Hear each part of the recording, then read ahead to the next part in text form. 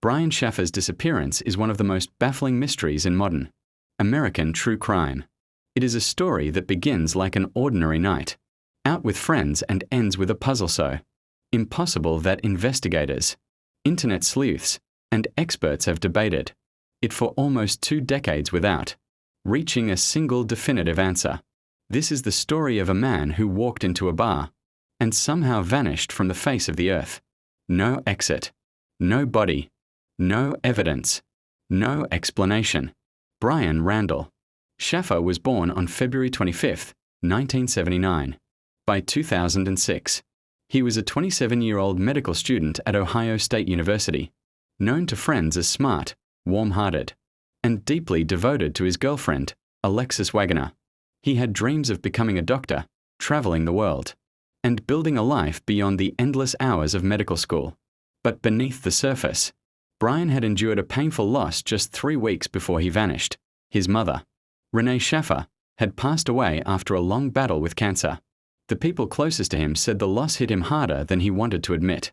On March 31, 2006, Ohio State University students were looking forward to spring break, and so was Brian. He had 2 exams earlier that day, and although exhausted, he wanted a fun night out. His friend William Clint Florence suggested they go bar hopping on High Street, a strip full of nightlife near campus. Brian agreed, and around 9 p.m., Clint picked him up at his apartment. Security cameras from around Columbus later confirmed their movements. First, they went to the Ugly Tuna Salona, a popular bar located on the 2nd floor of a building inside the South Campus Gateway. After a few drinks, they continued bar hopping to several other locations before eventually returning to the Ugly Tuna around 1:15 a.m.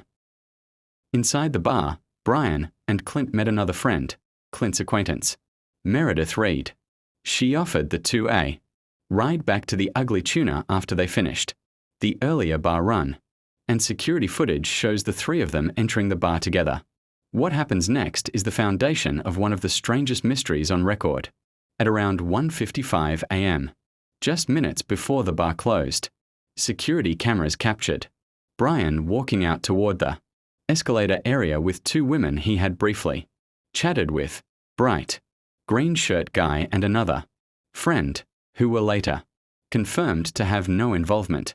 The video clearly shows Brian talking, smiling, and then stepping slightly out of frame near the top of the escalator. And that is the last confirmed sighting of him. He is never seen leaving the building. Not on the escalator. Not by the exit doors. Not on any side stairwell. Not on any street camera. Not anywhere. When the bar closed, Clint and Meredith assumed Brian had stepped away.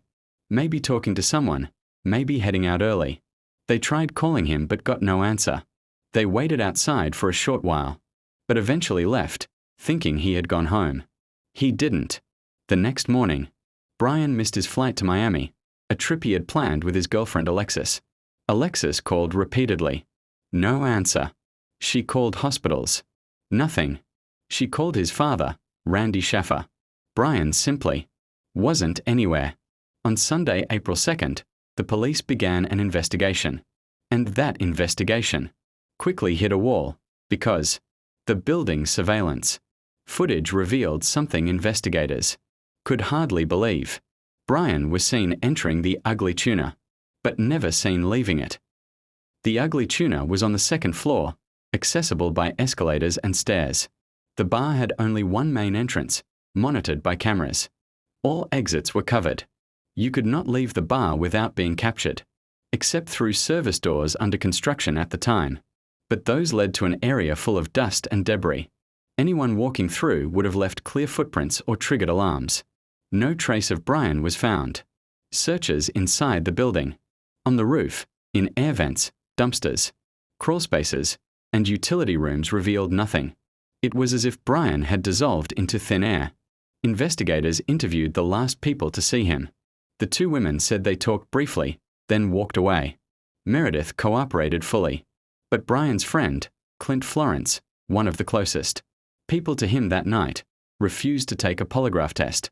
He lawyered up early in the case, and to this day, He has never cooperated beyond his initial statement. This caused enormous controversy among internet sleuths. Clint insisted he knew nothing and didn't trust the police. But many still question why he distanced himself so quickly. Brian's girlfriend, Alexis, was devastated. She called Brian's phone constantly. For months, she left emotional voicemails. One evening, months after his disappearance, something eerie happened. The call went through. It rang 3 times. She believed this meant Brian was alive. But phone experts later confirmed that the ring was likely caused by a carrier glitch, where numbers in inactive networks occasionally appear online for a brief moment. Still, the moment fueled endless theories. Brian's father, who spent years searching, said he could not believe Brian would leave without telling him or Alexis. The two were extremely close. But some friends said Brian had been struggling emotionally after his mother's death. He talked about taking time off, disappearing for a while, traveling. Could he have staged an escape? Left to start a new life? Police considered this theory seriously. But Brian left behind his bank accounts, his car, his passport, his credit cards, his clothing, his future trip to Miami, and the love of his life. Not a single financial trace of him has ever been found. No withdrawals. No travel records. No digital footprint. Nothing. As years passed, theories multiplied. One suggests Brian accidentally fell into a construction area or elevator shaft. Police checked. Nothing. Another suggests he was harmed inside the bar and removed through a service exit.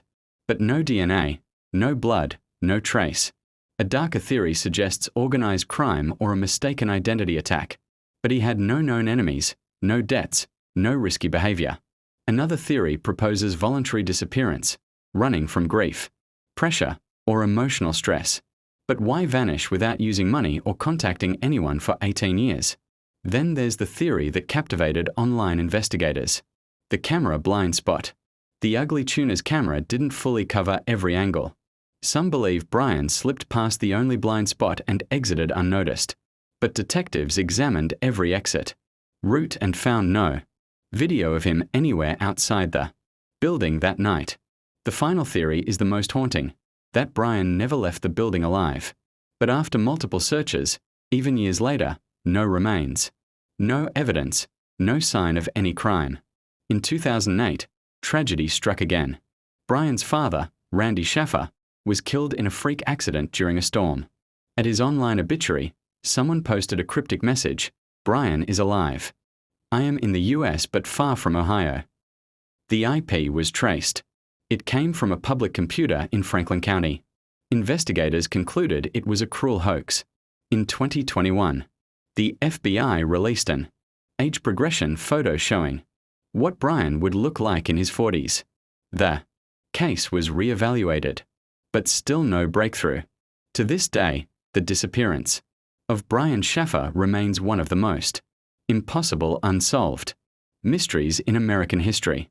A man who walked into a bar and vanished in a place where vanishing should be physically impossible.